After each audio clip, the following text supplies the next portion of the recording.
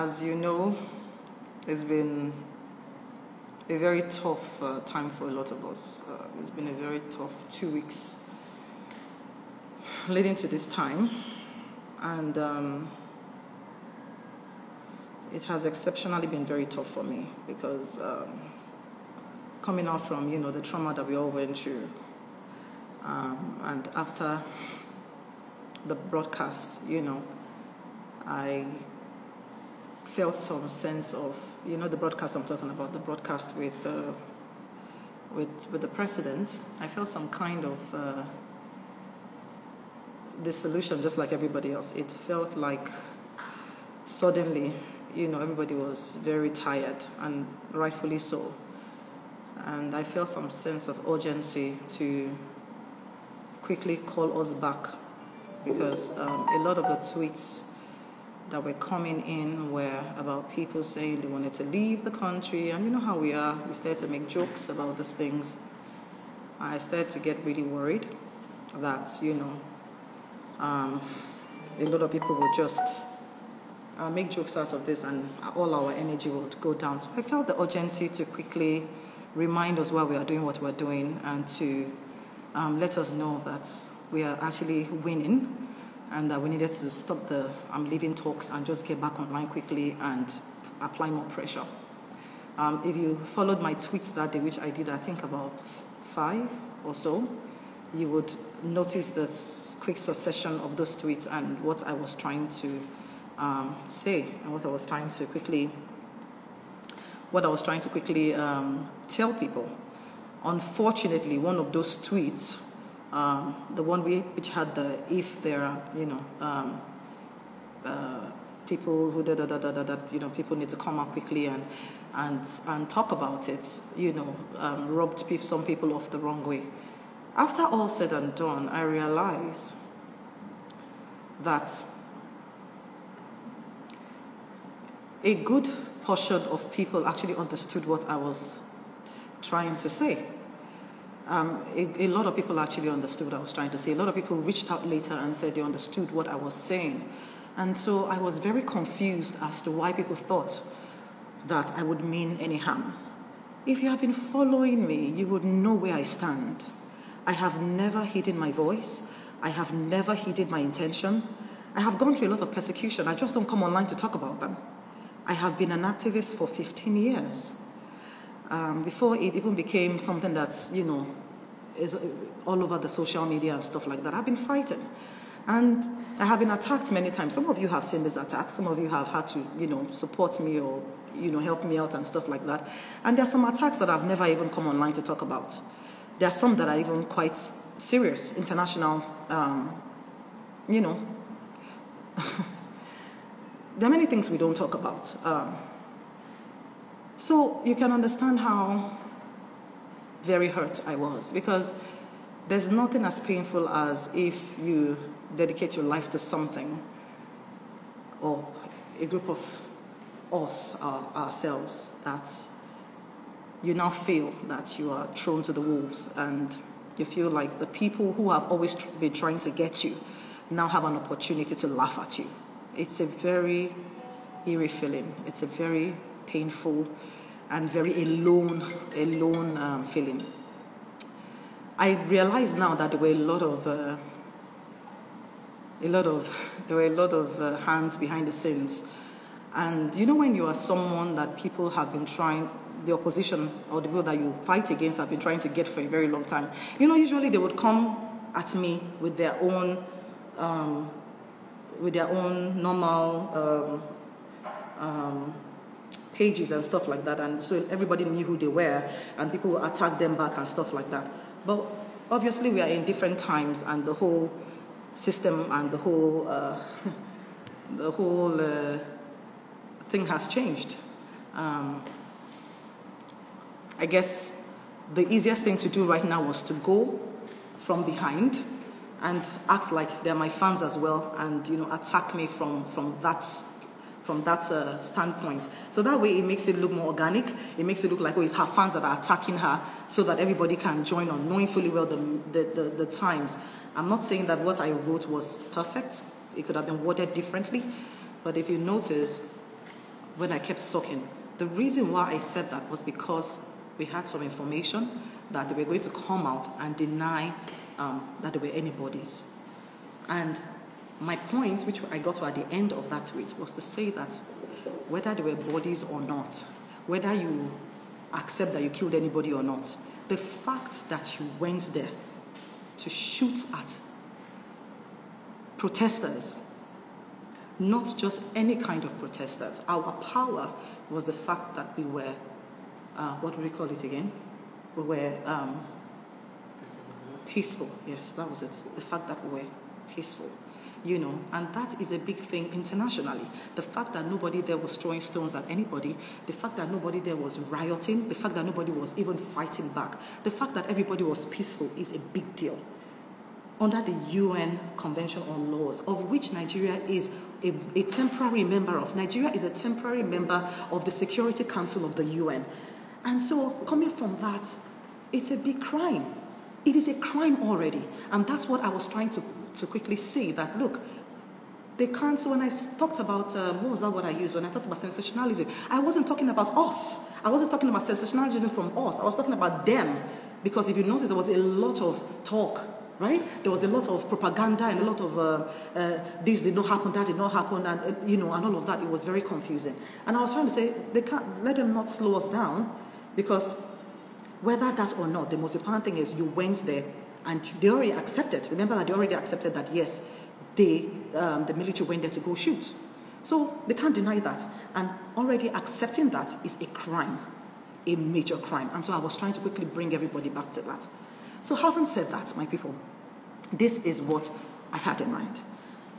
And this is what I tried to bring up. And if you go back to all the tweets that I have been tweeting before that time, you will see that this is where I have been. Now let me go and correct the notion, because I saw a lot of people saying Omotola was paid, Omotola has compromised, or more Omotola. I'm an orphan. I lost my father when I was 12 years old. By God's grace alone, I worked very hard to become where I am today. If you know my story, you will know that I am not somebody that compromises. I am not somebody you can lure. I am too stubborn. I'm a rebel. I am not somebody you can lure with money. I do not respect money. I do not live for money. I live for purpose. And I have never in my life been bribed by government, even in places where I could have collected and chopped mouth. I have never collected government's dime, one dime. So what exactly will I be needing that compromise for at this point in my life? Is it that at this point now God has not blessed me from nothing? What will I want to be compromised for? By who? Where? Who is that person that can bribe me? Please, please, please. It's very painful to hear those things. It's very painful. I've challenged them many times. I've challenged them. I've said, if there's anybody out there who is a government official who has ever given me anything, they should come out and say it. You knew the other time when we had a fight on Twitter where one of them came out and whatever, they said something about Jonathan, and I said, if you have ever given me anything, come out and bring out the proof. Did you see anybody come out with anything? So if I didn't then, why do you think I will now? The strategies are elaborate. The strategies to discredit everybody's voice.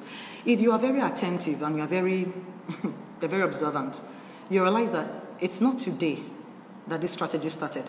It's the strategies evolving. It's becoming more and more dangerous. I realized eventually now, after I took time out to, because sometimes when you're in a war front and you feel like the war is hot, it's only wisdom for you to retract and go and understand what's going on.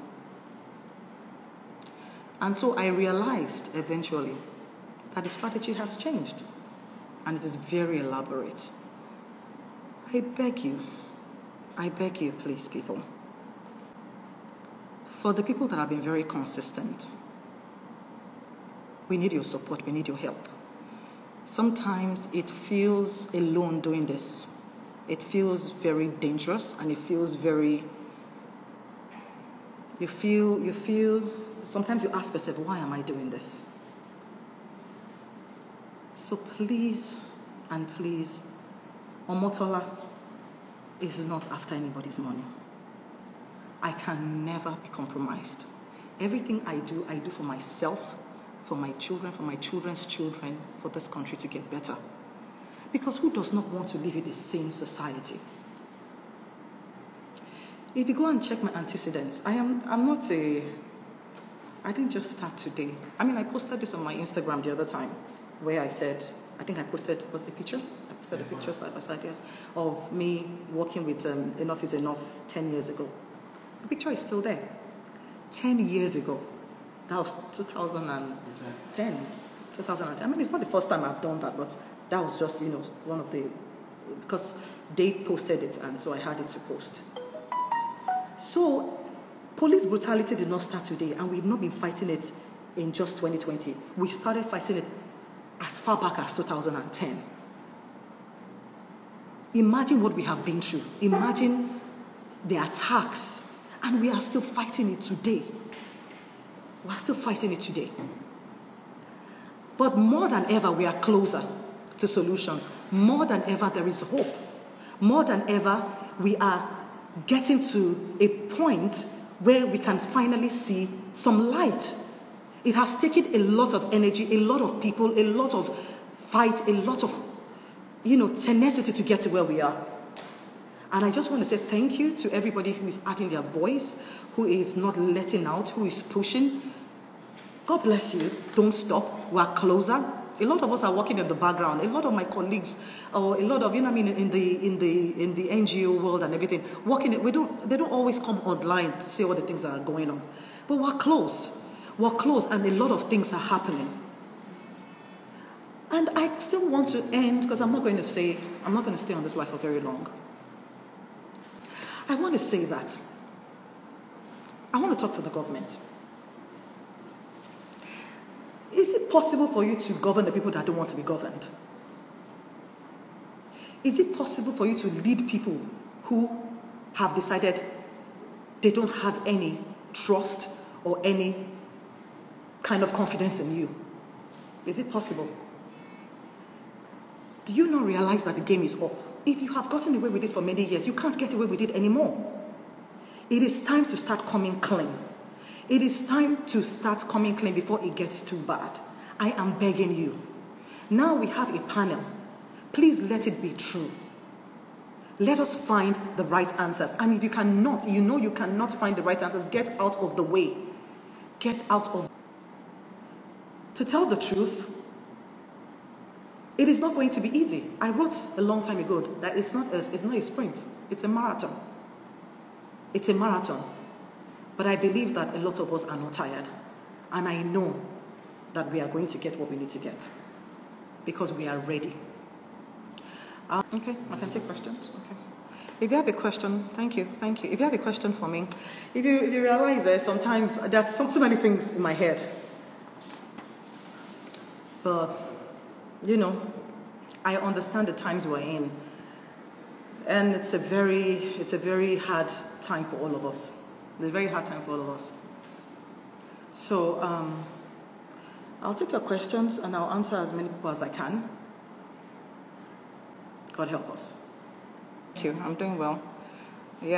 I was totally misunderstood, but I'm glad that after the whole thing has died down, a lot of people have reached out and said, after the whole initial controversy, that they've gone back to read my tweets and that now they understand what I was trying to say. But I hold on to what I've always said, and which is we need answers. We need to know who ordered that shooting. Who ordered the shooting? Who removed the cameras? Who turned off the light? You can't wish it away. Can I answer this question? Do you think there is hope for the ongoing investigation? I'm a very optimistic person, and I believe that by God's grace there will be some kind of report. The question was if I have hope for the ongoing investigation. I mean, there are credible people there that are representing us. They're strong voices. And so I believe that things are going to come at them. Things are going to come at them. But I know they're strong people and they'll be able to withstand. Do I feel like this will bring out the kind of results that we want? I hope so. I really hope so. But I feel that the climate is different. And I feel we are at a time when nobody's going to let go. So if their plan is to sweep things under the carpet, because they've done this kind of panels before. At least I've been called to one. I think it was 2017. So if the plan is to use this one to delay people and just, I mean, I'm sure by now they know this time around it won't work. Yes, something else. If all voices are one as yours, we will get there soon. Thank you. I hope so. Amen. People at the Feminist Coalition, I don't know them personally, but I have friends who are common friends with them. Because, most of us are all in the same circle, the NGO circle and all of that. And I know they're very honorable people. I'm sure they won't stop. I mean, because what you guys don't understand is, I know that people have failed us. And I understand. I understand it. People have failed us. People that we've trusted have turned and gone into government, and then you're like, this person was a voice, and everything, and then they now use it for their own selfish gain, and now they go for office and positions and all of that stuff. All I beg you is don't distrust everyone. Because what else do we have? If you distrust everyone, then what do we have? So I mean, let's try. Until somebody. Like I said earlier when I did my opening speech, Nigeria is part of a temporary member. By the way, Nigeria is a temporary member of the UN. What do you call them now? Sorry. Yeah, they're peacemakers. I mean, Nigeria in 2013, yes, sent the fifth highest troops, for UN missions, of which I was on one of the missions to go see our troops in Liberia. I'm sure some of you can pull up those pictures, of me taking pictures with them in Liberia and all of that. And this is how strong Nigeria has been. So Nigeria is a temporary member of the Security Council. So it's a big deal. So a lot of going on the ground. And trust me, they can't get away with this. And they know the repercussion, and that's why, they're trying so hard to change some of the narrative. But thank God we're not letting go. And you can't change it because it's there. And there is proof. So yes, the international community is doing a lot. I don't know, I'm not privy to everything, so I can't say so much. I can only say to what extent, I know. And I know that it's going on. What do you think we can do to achieve our ultimate goal? Yeah, of this protest? I like what Mr. Douglas said, which is planning towards 2023. Because the truth of the matter is, in those days when there's a problem like this, the military will come in or there'll be a coup or something like that. Now, the world is frowning at that. So there can't be a coup. You cannot take out a legitimate government that was voted in, and all of that stuff. Except the protest continues and then, they're asked to step down or something. So the only way would be, I am not very sure, is to continue to make our voices heard, to make our voices loud, and begin to plan towards the next election. But a lot of people are scared to come out because people are like, if I come out, you don't trust me. So we have to find a balance. We have to find a balance and allow people, support people who are willing to come out. Guide them, but support them.